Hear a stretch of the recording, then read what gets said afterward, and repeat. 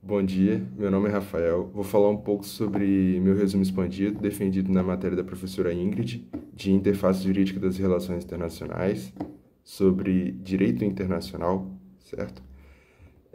Nesse resumo falei sobre o conceito dos tratados internacionais, né, que são aqueles acordos, né, pactos formados por estados soberanos, com o objetivo de tornar melhor as relações entre esses estados, sejam relações políticas, sejam relações comerciais, são acordos que visam melhorar as relações exteriores.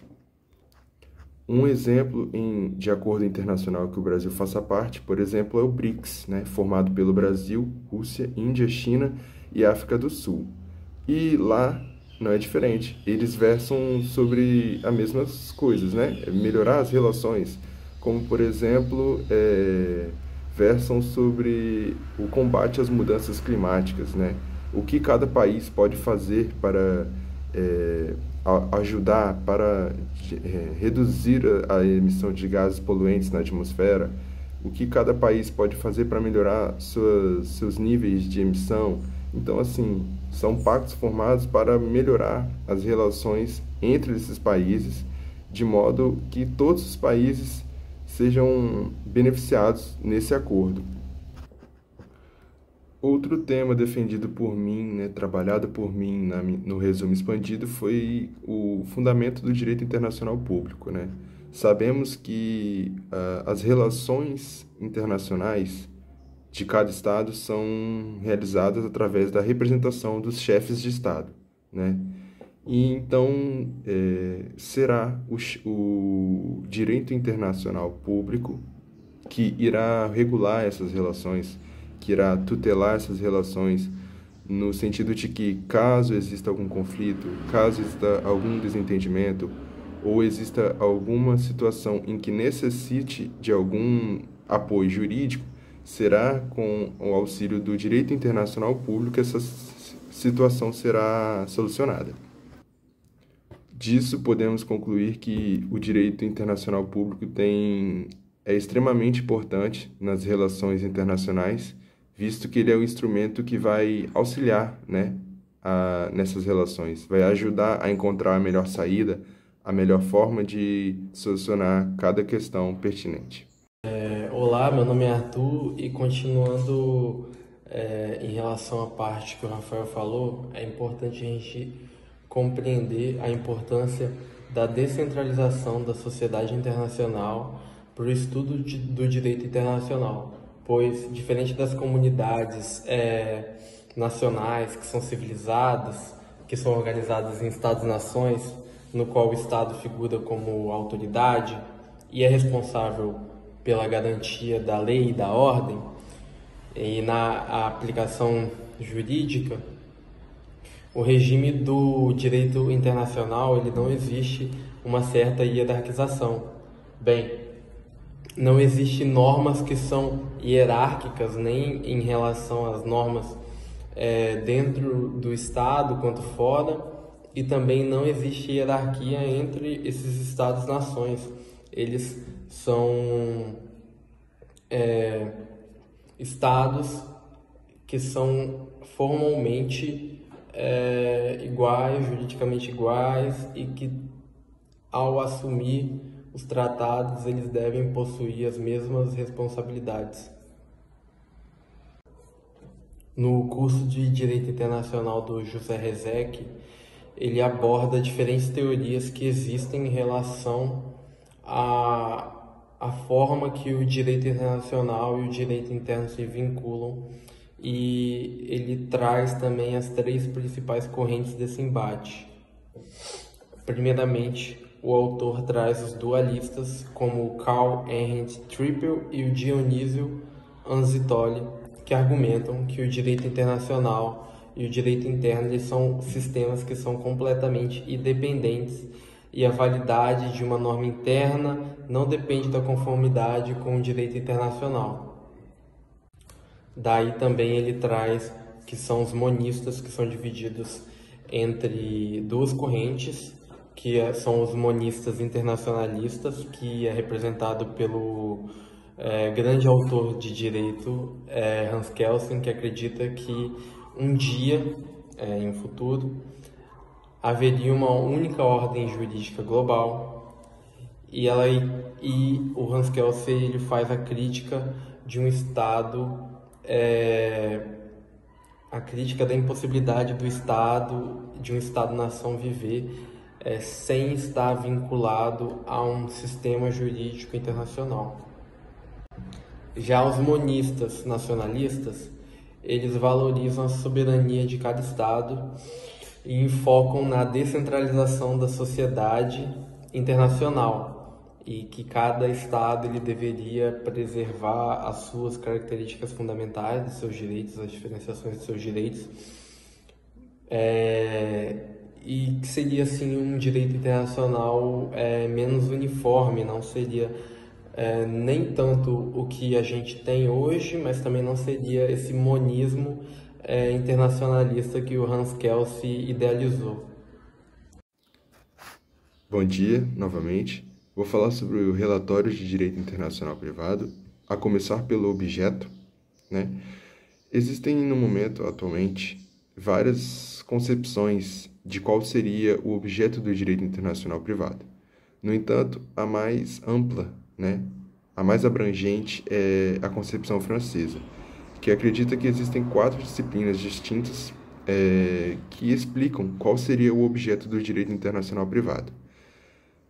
A primeira na disciplina seria a nacionalidade, que trata das características pertinentes a cada Estado, assim como trata das formas possíveis de aquisição e perda da nacionalidade, bem como das consequências que a aquisição e a perda da nacionalidade trará ao indivíduo. Trata também da disciplina da condição jurídica do estrangeiro, né? Os direitos do estrangeiro de ingressar ao país, bem como os direitos que ele terá depois que ingressar ao país. As outras disciplinas são o conflito das leis e o conflito de jurisdições. Essa disciplina trata da confusão de normas, ou seja, as interações humanas que estejam interligadas a mais de um sistema jurídicos, na qual as normas não se misturam, será essas matérias que indicarão qual será o sistema jurídico adequado a solucionar a questão. Outro tema que eu trabalhei no meu relatório foi com relação ao relacionamento do DIP com as demais disciplinas jurídicas, né? E uma forma de explicar esse tema seria através de um exemplo, né? Diante de uma determinada situação de contratação de emprego entre brasileiros residentes no país, não existindo qualquer aspecto estrangeiro nessa relação, essa relação será devidamente regulada pelas normas brasileiras, não existindo a necessidade de utilizar o direito internacional privado para auxiliar nessa relação. Diferente seria se, por exemplo, a pessoa que está sendo contratada fosse estrangeira, né? Aí, a partir desse momento, já estaríamos falando em 2 sistemas jurídicos, né? Pois o direito internacional privado, ele deverá intervir, ele deverá participar dessa relação, pois a partir desse momento existe um elemento estrangeiro, né? E então será necessário utilizar, né, pedir apoio ao direito internacional privado para indicar qual dos 2 sistemas jurídicos é melhor para regular essa relação, de modo que todos saiam beneficiados nessa relação jurídica. Bem, explicando as normas do direito internacional privado, elas são explicadas, são definidas pelas suas fontes, pela estrutura e pela sua natureza, assim como as normas do direito internacional público. Além disso, as normas elas podem ser tanto conflituais, quando existe alguma diferença entre a norma de um Estado-nação e outra, substanciais, que são normas que se complementam, e normas diretas, que são aquelas que foram feitas no intuito de ter um vínculo direto ali. Sendo que elas podem ser adotadas tanto de maneira dialética e também como regras uniformes. Desta forma, de acordo com a extensividade de normas que o direito internacional permite a gente escolher, um dos princípios basilares do direito internacional seria a utilização de normas que fossem mais benéficas na situação do caso concreto, dependendo do país que está nesse fato jurídico.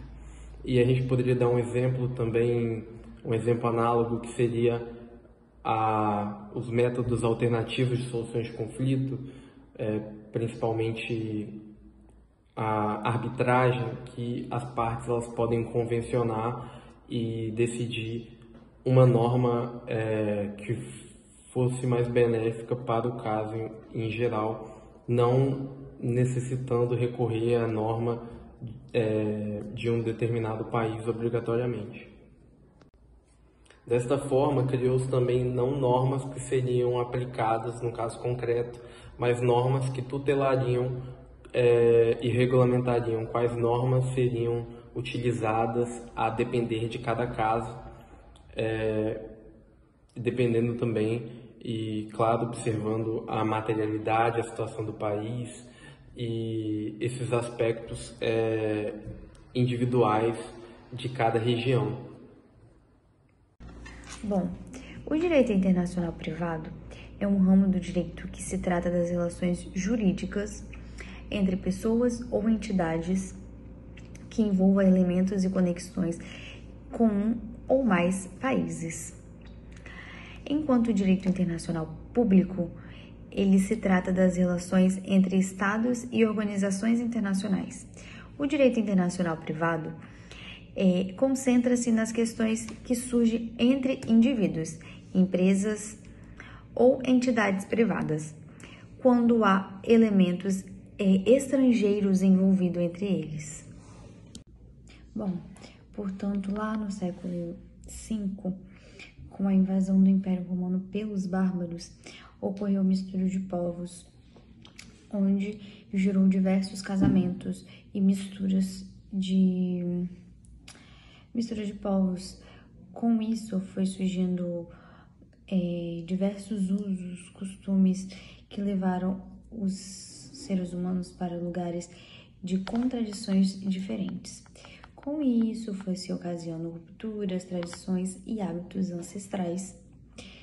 Daí foi ocorrendo diversas evoluções, surgindo diversas leis que se criaram dentro de um quadro de origem territoriais. Com essa mistura, foi se normalizando tudo e foi evoluindo cada vez mais. Bom, na antiguidade, na Grécia e em Roma, os estrangeiros não tinham direitos. Eles derivavam de leis exclusivas da religião a qual seguiam. Sendo assim, eles eram obrigados a participar de religiões. Se eles não participassem, eles não teriam leis, porquanto as leis da cidade não valiam para eles. Eles não tinham direito de ser proprietário de terra, proprietário de nada. Eles não podiam casar, não podiam ter filhos. E os filhos que nascessem dele, que eram alguém da união e um estrangeiro, eles eram considerados bastardos. Portanto, de pouco a pouco, né, com a evolução, surgiu o Tribunal Excepcional, que daí foi criando as leis e de pouco a pouco foi agregando para eles, incluindo eles, e eles eram obrigados a seguir. Bom, lá nas cidades no norte da Itália, já se caracterizavam pela sua soberania, pela independência, pela legislação própria, independente de direitos romanos, direitos germânicos. Eles eram caracterizados pelas suas leis municipais em províncias conhecidas como os estatutos, contendo normas sobre diversas áreas do direito, como direito penal, direito administrativo e direito civil. Bom, portanto, depois de diversas mudanças, diversas evoluções, foram esgotadas as soluções de possíveis sistemas para uniformizar todas as leis. todas as regras, né, que eram seguidas, todos os rituais. Passa-se um sistema para harmonizar tudo isso, o quais determinam as leis, as verdadeiras leis a serem escolhidas e determinadas situações jurídicas que exploram seus limites de uma soberania. Sendo assim, vem para os atuais dias, onde eles unificam todos desde o surgimento, desde as invasões, desde a Roma, desde a Grécia, todos os ritos, partidos das igrejas, das crenças, até os dias atuais. Com isso, se torna todas as leis que devem ser seguidas por todos de uma sociedade, independente se são estrangeiros, independentes de onde que são,